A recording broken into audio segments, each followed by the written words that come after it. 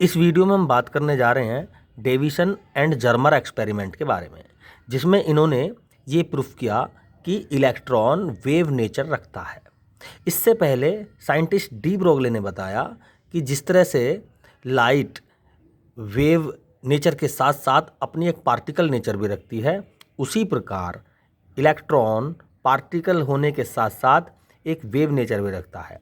इसमें इन्होंने बताया अगर इलेक्ट्रॉन को हम एक्सटर्नल एनर्जी प्रोवाइड करा दें तो वो एक्सेलरेट हो जाता है और इस कंडीशन में उसके साथ एक वेव एसोसिएट हो जाती है जिसे मैटर वेव बोलते हैं। साइंटिस्ट डी ब्रोगली ने इस वेव की वेवलेंथ फाइंड की जिसे हम डी ब्रोगली वेवलेंथ बोलते हैं। साइंटिस्ट डी ब्रोगली ने ये वेवलेंथ इस फॉर्मूले से फाइंड की जो हम पहले इसको एक्सप्लेन कर चुके हैं पिछली वीडियो में। Lambda is equal to 150 upon V. V है अप्लाइड वोल्टेज। अगर हम इलेक्ट्रॉन पर ये वोल्टेज अप्लाई कर दें तो हम लैम्डा को एंगस्ट्रॉम में इस फॉर्मूले से डायरेक्ट हम कैलकुलेट कर सकते हैं। अब ये साइंटिस्ट डी ब्रोगली ने इलेक्ट्रॉन की वेवलेंथ फाइंड कर दी, लेकिन कुछ साइंटिस्ट ने सोचा कि हमें इलेक्ट्रॉन को इस तरह से, ये इलेक्ट्रॉन के साथ वेव है एसोसिएट, लेकिन इलेक्ट्रॉन दिखना भी चाहिए कि ये वेव नेचर रखता है। भाई जो वेव होती है वो तो स्कैटर भी होती है, इंटरफेयर भी करती है, डिफ्रैक्शन भी करती है, रिफ्लेक्शन भी करती है, लाइट वेव, सब सारे फिनोमेना शो करती है। तो क्या ऐसा इलेक्ट्रॉन कर पाता है? अगर ऐसा इलेक्ट्रॉन कर पाता है तो वास्तव में ये वेव है, अन्यथा ये वेव नहीं है। ठीक है, तो साइंटिस्ट डेविसन और जर्मर ने एक साइंटिस्ट थे ब्रैग इक्वेशन का सहारा लेकर ये प्रूफ किया कि इलेक्ट्रॉन अपने आप में एक वेव नेचर भी रखता है। तो अब इन्होंने ब्रैग इक्वेशन का सहारा लिया। तो सबसे पहले तो हम इस एक्सपेरिमेंट को, डेविसन जर्मर एक्सपेरिमेंट को समझने के लिए थोड़ा ब्रैग रिफ्लेक्शन यानी ब्रैग इक्वेशन के बारे में बात करेंगे, तभी आगे को ये अच्छे से समझ में आएगा। देखो, साइंटिस्ट ब्रैग ने बताया कि अगर हम इलेक्ट्रोमैग्नेटिक वेव यानी लाइट वेव को किसी क्रिस्टल पर इंसिडेंट करते हैं, देखो जैसे ये क्रिस्टल लेटिस है, ये मॉलिक्यूल्स हैं, निकल, मैंने माने निकल क्रिस्टल है ये मॉलिक्यूल इस तरह से एक क्रिस्टल लेटिस क्रिस्टल सरफेस बन गई। और एक क्रिस्टल सरफेस ये है, क्योंकि क्रिस्टल में अपर सरफेस से लेकर लोअर पॉइंट तक बहुत सारी सरफेसेस रहती हैं। एक लेटिस बनी होती है मॉलिक्यूल्स की, जालक। तो एक मॉलिक्यूल ये मॉलिक्यूल अरेंजमेंट है। इससे निचली वाली लेयर मैंने मान लिया ये है, तो ये एक दो एडसेंट लेयर हो गई, लगातार दो लेयर जिनके बीच की डिस्टेंस होती है कुछ, जैसे निकल क्रिस्टल्स के लेयर्स के लगातार दो प्लेन्स के बीच की जो डिस्टेंस है वो 0.91 एंगस्ट्रॉम होती है। तो साइंटिस्ट ब्रैग ने शो किया, दिखाया कि जो इलेक्ट्रोमैग्नेटिक वेव इन क्रिस्टल्स पर इंसिडेंट होती हैं तो वो डिफरेंट डायरेक्शन में स्कैटर हो जाती हैं। Phi is the angle of scattering. ठीक, अब इस निकल क्रिस्टल की लेयर पर हर तरफ से इंसिडेंट लाइट्स आ रही, लाइट इंसिडेंट हो रही है।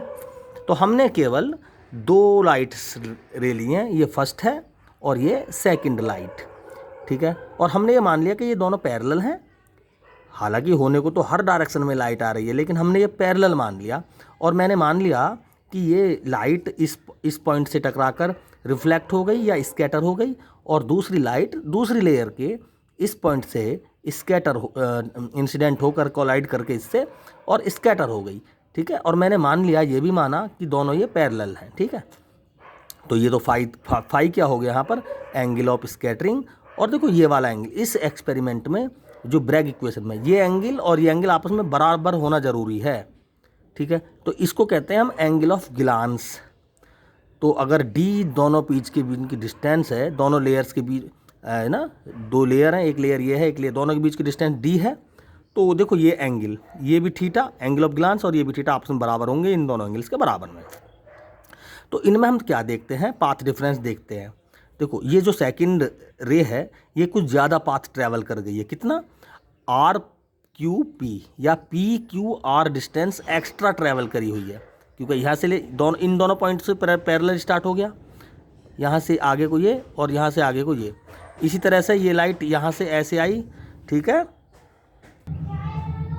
तो हम यहाँ से देख सकते हैं कि पाथ डिफरेंस जो होगा लैम्डा 1 और लैम्डा 2 को हम फाइंड कर सकते हैं। तो साइन थीटा की प्रॉपर्टी से लैम्डा 1 हो जाएगा डी साइन थीटा, और इसी तरह से लैम्डा 2 भी हो जाएगा डी साइन थीटा। क्लियर। अब देखो दोनों कुल पाथ डिफरेंस होगा लैम्डा 1 प्लस लैम्डा 2, तो दोनों का सम हम कह देते हैं भाई ये पाथ डिफरेंस कुल मिला के एम लैम्डा हम मान लिया हमने। ये एम लैम्डा बाई 2 भी हो सकता है, तो ये होगी ब्रैग इक्वेशन। ये 2d sine theta path difference है, हमने मान लिया ये M lambda. Lambda is the wavelength that incident on this surface. तो लैम्डा, ये लैम्डा बाई 2 भी हो सकता है, यानी डेस्ट्रक्टिव इंटरफ्रेंस। अगर देखो पाथ डिफरेंस लैम्डा होगा तो कॉन्स्ट्रक्टिव इंटरफ्रेंस करेगा, और लैम्डा बाई 2 होगा तो डेस्ट्रक्टिव इंटरफ्रेंस करेगा। तो हम एक्चुअली इस एक्सपेरिमेंट में ब्राइटनेस देखना चाहते हैं, ब्राइट फ्रिंज देखना चाहते हैं, मैक्सिमा देखना चाहते हैं। अगर डिफ्रैक्शन है तो मैक्सिमा देखना चाहते हैं। तो इसलिए हमने मान लिया कि पाथ डिफरेंस एम लैम्डा। ये है किसके लिए? इलेक्ट्रोमैग्नेटिक वेव, लाइट वेव के लिए। अगर ऐसा ही कुछ एम लैम्डा तो इंटेंसिटी शो कर दी, बोलो इस कंडीशन में लाइट वेव ने इंटेंसिटी शो कर दी यहाँ पर। अगर ऐसी ही इंटेंसिटी इलेक्ट्रॉन भी शो कर दें इस क्रिस्टल से टकराकर, तो समझो इलेक्ट्रॉन भी एक वेव है। अब डी हमारे पास है और ये थीटा एंगल ऑफ ग्लांस अगर हम कैलकुलेट कर लें तो लैम्डा यहाँ से फाइंड कर सकते हैं, तो इलेक्ट्रॉन की वेवलेंथ भी फाइंड कर लेंगे। अब चूंकि इसके अकॉर्डिंग वेवलेंथ हम फाइंड कर लेंगे। अब उस इलेक्ट्रॉन की जो एनर्जी है, उस इलेक्ट्रॉन की एनर्जी के रेस्पेक्ट में हम डी ब्रोगली वेवलेंथ, अगर दोनों वेवलेंथ ये सेम हो जाती हैं तो हम मैथमेटिकली भी ये कह सकते हैं कि इलेक्ट्रॉन एक वेव नेचर रखता है। अब हम डेविसन और जर्मर एक्सपेरिमेंट के सेटअप को थोड़ा सा एक्सप्लेन करते हैं इसमें। देखो डायग्राम में ये डेविसन जर्मर एक्सपेरिमेंट है। ये सिस्टम टोटल इलेक्ट्रॉन बीम के लिए प्रिपेयर किया गया है। ये फिलामेंट है, बैटरी से एडिट है, इलेक्ट्रॉन अमिट होते हैं यहाँ से, वोल्टेज एमिशन हो रहा है इलेक्ट्रॉन्स का, यहाँ से वेरिएशन ऑफ वोल्टेज है। हम इस वोल्टेज से इलेक्ट्रॉन को एनर्जी देते हैं, वोल्टेज देते हैं, ठीक है। इलेक्ट्रॉन की अपनी एनर्जी होती है। अच्छा, यहाँ से इलेक्ट्रॉन जैसी डॉट डॉट करके टकराएगा, इस सेटअप में सामने एक निकल क्रिस्टल रखा हुआ है। निकल क्रिस्टल की जो डायरेक्शन है वो रोटेशन में भी हो सकती है। जैसे इस कंडीशन में ऐसे रखा हुआ, ये सीधा भी हो सकता है, सीधा भी इसको हम रख सकते हैं।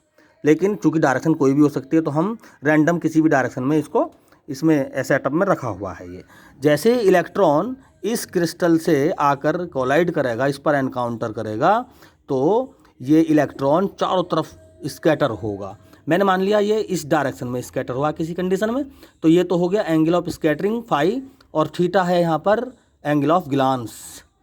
तो इस कंडीशन में ये एक मूवेबल कलेक्टर है जो गैल्वेनोमीटर से आगे जुड़ा हुआ है, जो इलेक्ट्रॉन की हर डायरेक्शन में इंटेंसिटी को बताता है। तो अब इस एक्सपेरिमेंट में जो हम क्लियर करेंगे वो इंटेंसिटी का एंगल ऑफ ग्लांस के साथ डिफरेंट वोल्टेज पर एक इंटेंसिटी कर्व ड्रॉ करेंगे। उससे हम इस एक्सपेरिमेंट को क्लियर करने की कोशिश करते हैं।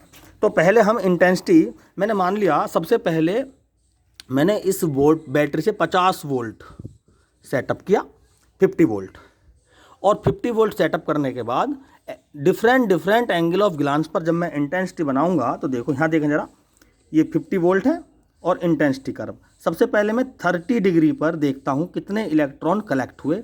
तो मैंने मान लिया 30 डिग्री पर ये इंटेंसिटी कर्व इतना आ गया, ये 30 डिग्री पर है।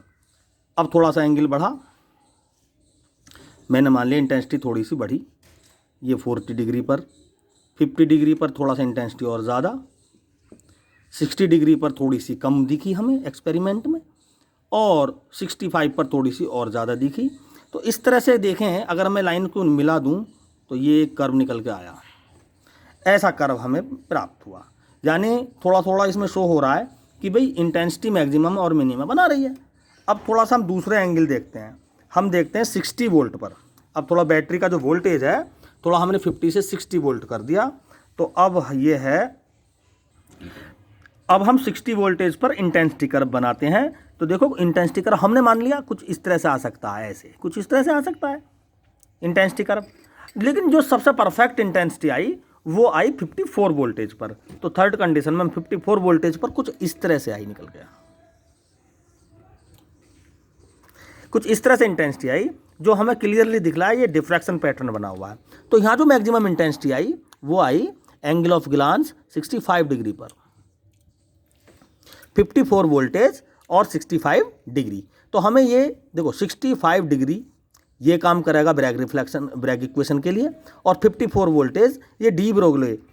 54 वोल्टेज तो इलेक्ट्रॉन की एनर्जी है और 65 डिग्री है एंगल ऑफ ग्लांस। दोनों से ही हम वेवलेंथ फाइंड करेंगे, और दोनों से ही वेवलेंथ सेम आने का मतलब है कि इलेक्ट्रॉन लाइट की तरह ही रिफ्लेक्ट होता है, लाइट की तरह ही स्कैटर हो रहा है, और लाइट वेव की तरह ही ये एक डिफ्रैक्शन पैटर्न शो कर रहा है। तो देखें जरा, अब V की जगह 54 वोल्टेज रख दें यहाँ पर, तो 150/54 का अंडर रूट, तो कुछ 1.65 एंगस्ट्रॉम ये वेवलेंथ कैलकुलेट होकर आती है। अब लैम्डा पाथ डिफरेंस है, वेवलेंथ m = 1 रख लेंगे, कोई दिक्कत नहीं। 2 × d 0.91 और साइन 65, ये 65 डिग्री है। जब हम इसको सोल्व करेंगे 2 × 0.91 × 0.9065 डिग्री की, तो ये भी 1.66 एंगस्ट्रॉम नियर अबाउट वेवलेंथ आ जाती है। इसका मतलब हम कह सकते हैं कि भाई ये जो इलेक्ट्रॉन हैं इसकी तो ब्रैग रिफ्लेक्शन से वही वेवलेंथ आ रही है जो डी ब्रोगली ने प्रूफ किया था। इसका मतलब इलेक्ट्रॉन यहाँ पर स्कैटर होता है, हम क्लियर कह सकते हैं। अब देखो जरा 65 डिग्री को हम थोड़ा सा और एक्सप्लेन करना चाह रहे हैं इस इक्वेशन में।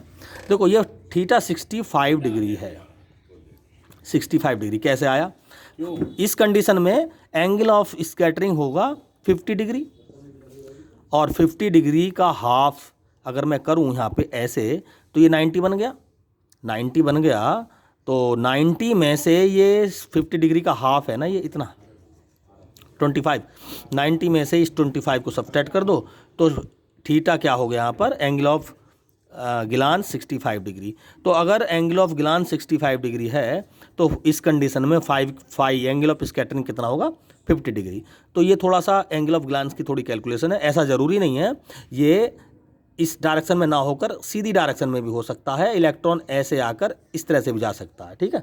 तो यहाँ पर ये एंगल ऑफ ग्लांस यहाँ पर 20 हमें 65 या इसके नियर अबाउट मिल सकता है। तो इस तरह से हम इस डेविसन जर्मर एक्सपेरिमेंट को एक्सप्लेन कर सकते हैं, जिसमें हम ये प्रूफ कर रहे हैं कि इलेक्ट्रॉन लाइट वेव की तरह ही स्कैटर होता है, और इससे ये सिद्ध हो जाता है कि इलेक्ट्रॉन भी अपने आप में एक वेव नेचर रखता है। Thank you.